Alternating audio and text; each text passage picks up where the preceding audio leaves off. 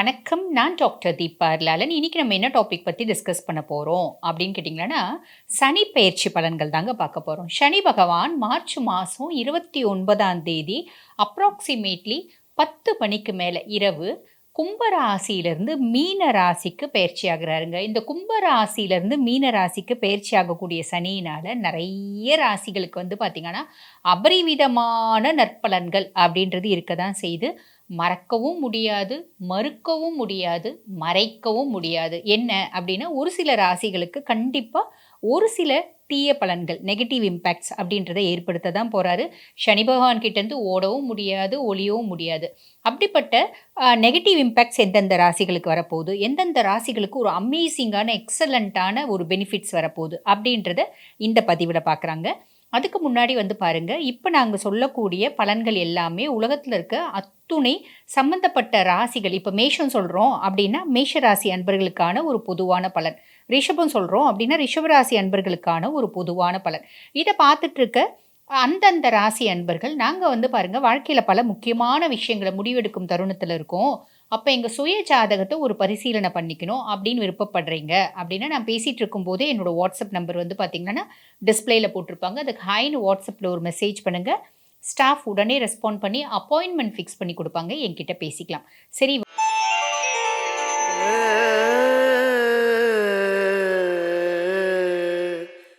பொதுவா துலாம் பத்தி சொல்லணும் அப்படின்னா, சுக்கிரன் ஆதிக்கம் பெற்ற ஒரு பெர்சனாலிட்டி. சனி உச்சமடையக்கூடிய ராசி துலா ராசி அப்படின்லாம். ஜென்ரலா வந்து பாருங்க, துலா ராசி ரொம்ப பெர்ஃபெக்ஷனா இருப்பாங்க. பெர்ஃபெக்ஷனிஸ்ட் அப்படின்னு சொல்லலாம். எந்த ஒரு விஷயத்தையும் பெர்ஃபெக்ட்டா செய்யக்கூடிய பெர்சனாலிட்டீஸ் இந்த துலா ராசி அன்பர்கள். அதே மாதிரி பாருங்க, அறம் சார்ந்து செய்யணும் அப்படின்றது அவங்களுக்கு ரொம்ப பிடிக்கும். ஒரு நீதி தவறி எந்த விஷயத்தையும் செய்ய மாட்டாங்க. நீதி, நியாயம், தர்மம் அது எல்லாத்தையும் பெரும் அளவுக்கு மெயின்டெயின் பண்ணுவாங்க. அதனால தான் வந்து பாருங்க, நெறைய துளாராசி அன்பர்கள் வழக்கறிஞர்களாகவும், நீதி அரசர்களாகவும் பணிபுரிவாங்க அப்படின்னு சொல்லலாம். அப்படிப்பட்ட துளாராசி அன்பர்கள், உங்களுக்கு இந்த சனி பகவான் சனி பெயர்ச்சி எப்படி வரப்போகுது அப்படின்னு கேட்டீங்கன்னா, ரோக சனியா வராரு. சனி பகவான் 6ஆம் பாவத்துல உட்கார்றாரு. அதாவது மீனம் வந்து பார்த்தீங்கன்னா, உங்களுக்கு 6ஆம் பாவம். அப்ப சனி பகவான் ரோக சனியா வந்து உட்கார்றாரு. இந்த ரோக சனி என்ன பண்ணுவாரு அப்படின்னு கேட்டீங்கன்னா, கொஞ்ச நாளா கடன் பிரச்சனை அப்படின்றது இருக்கு பார்த்தீங்களா துலாத்துக்கு. அந்த கடன நிவர்த்தி பண்ணுவாரு. கடன் வாங்கியிருக்கீங்க. கடன வந்து பெருசா வந்து டியூ கட்ட முடியல. கொஞ்சம் சில பல காம்ப்ளிகேஷன்ஸ் இருக்கு. அதனால ஒரு மன கஷ்டம் இருக்கு. ஆல்ரெடி ஒரு சொத்து இருக்குங்க. அந்த சொத்த வித்து கடன் கட்டலாம் அப்படின்னு பிளான் பண்றோம். சொத்து வந்து ஒரு நல்ல ரேட்டுக்கு போக மாட்டேங்குது. நம்ம வந்து கஷ்டத்துல இருக்கிறோம் அப்படின்றதுனால, இந்த சொத்த வந்து பார்த்தீங்கன்னா, ரொம்ப அடிமட்ட ரேட்டுக்கு கேட்குறாங்க அப்படின்ற சார்ட் ஆஃப் காம்ப்ளிகேஷன்ஸ் எல்லாம் இருக்கு பார்த்தீங்களா? அதெல்லாம் வந்து பார்த்தீங்கன்னா, நிவர்த்தி ஆகும். கடன் வந்து குறையும். கடன வந்து பார்த்தீங்கன்னா, சனி பகவான் ஏதோ ஒண்ணு பண்ணி, ஏதோ இருக்கிற சொத்த வித்து, இல்ல சொந்தம் பந்தம் ஹெல்ப் பண்ணி, அந்த கடன வந்து பார்த்தீங்கன்னா, கிளியர் பண்ற வேலைய சனி பகவான் செய்வாரு. இந்த ரோக சனி செய்வாரு அப்டின்லாம். அதே மாரி பாருங்க, நெறைய துலா ராசி அன்பர்களுக்கு ஹெல்த் ரிலேட்டட் காம்ப்ளிகேஷன்ஸ் இருந்துச்சு. நெறைய பேருக்கு கண் புரை ஆப்ரேஷன் பண்ணலான்னு இருக்கும். அந்த ஆப்ரேஷன் வந்து பார்த்தீங்கன்னா, தள்ளிட்டே போது.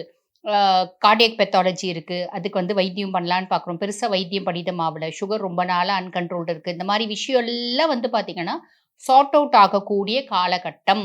இந்த சனி பயிற்சி காலகட்டம் அப்படின்னு சொல்லலாம். அதே மாதிரி பாருங்க, வேலை நெறைய பேருக்கு நெறைய துலா ராசி அன்பர்களுக்கு இப்ப புதுசா வந்து படிச்சுட்டு வந்திருக்காங்க.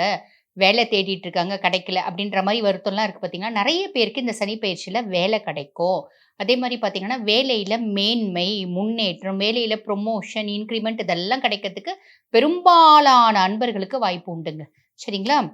ஆல்ரெடி நாங்க ஒரு நல்ல வேலை செஞ்சுட்டு இருக்கோங்க அப்படின்னா, அந்த வேலையில முன்னேற்றம் அப்படின்றது கிடைக்கும். ஆல்ரெடி வந்து நாங்க தொழில் செய்யலான்னு பிளான் பண்றோங்க. இந்த காலகட்டத்தில புதுசா வந்து தொழிலுக்கான முயற்சிகள் எல்லாம் சாதகமா அமையறதுக்கு நிறையவே வாய்ப்பு உண்டுங்க. அதே மாரி பார்த்தீங்கன்னா, எதிரிகளோட தொல்லை அப்படின்றது குறையும். ஏன்னா, ருணரோக சத்ருஸ்தானத்தில ரோக சனி.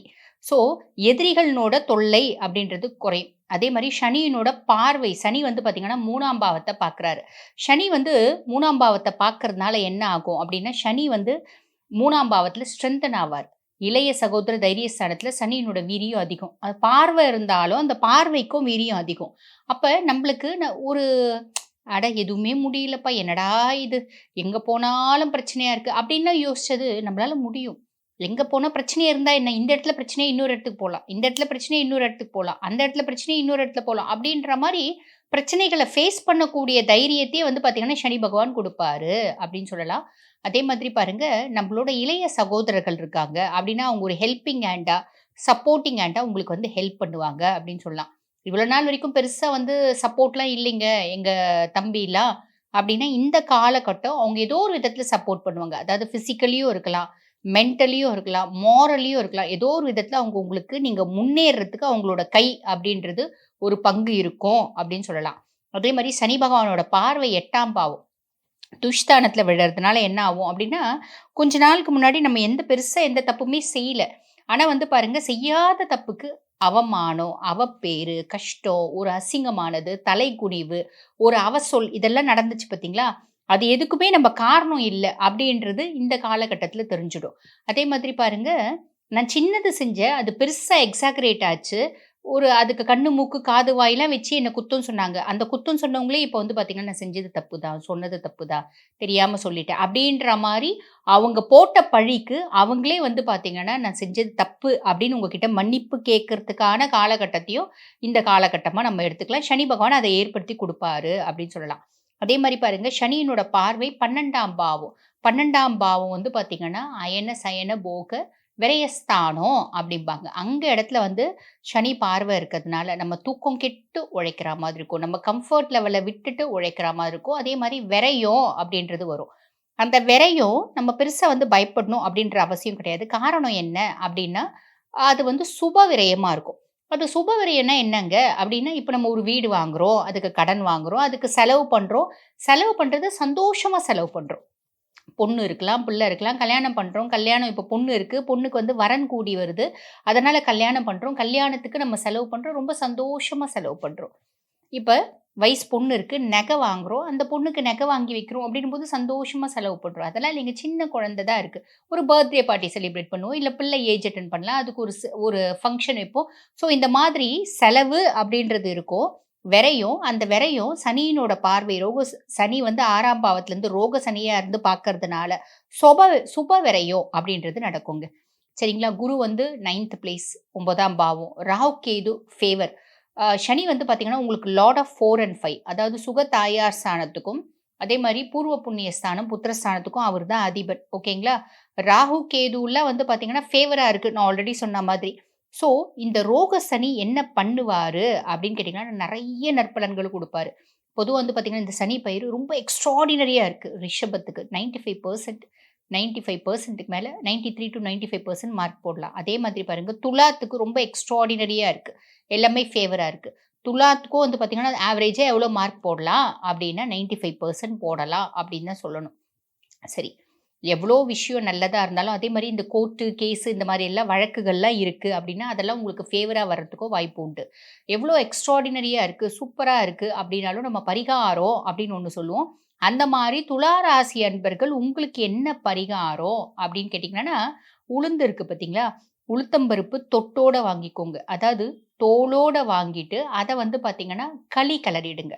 களி கிளறும்போது உளுந்தங்களி கலரும்போது ஒண்ணு கருப்பட்டி, இல்ல வெல்லம் போட்டு களி கெளறி, அந்த களி கெளரும்போதே என்ன பண்ணுங்க, கொஞ்சமா எள்ளு போட்டுக்கோங்க. நெறைய எள்ளு போட வேண்டாம். கொஞ்சமா எள்ளு. அது கருப்பு எள்ளா இருந்தாலும் சரி, வெள்ளை எள்ளா இருந்தாலும் சரி, களி கெளறிட்டு, அந்த களிய வந்து பார்த்தீங்கன்னா, கூட கொஞ்சம் வாழைப்பழமும் போட்டுக்கலாம். கொண்டு போய் பசுவுக்கு குடுக்கணும். பசுக்கு 2 கையிலயும் இப்டி வச்சுக்கோங்க. வச்சுட்டு, பசு வந்து நம்ம கையிலேருந்து சாப்பிடுற மாரி பாருங்க. பசு கையிலேருந்து சாப்பிடும்போது என்ன ஆகும்னா, அது நாக்கு வந்து நம்ம கைக்கு படும். அது வந்து லிக் பண்ணும். நக்கி எடுக்கும் பார்த்தீங்களா? அப்போ வந்து பார்த்தீங்கன்னா, நம்மளோட கர்மாக்கள் கரையும் அப்படின்றது ஒரு ஐதீகம்.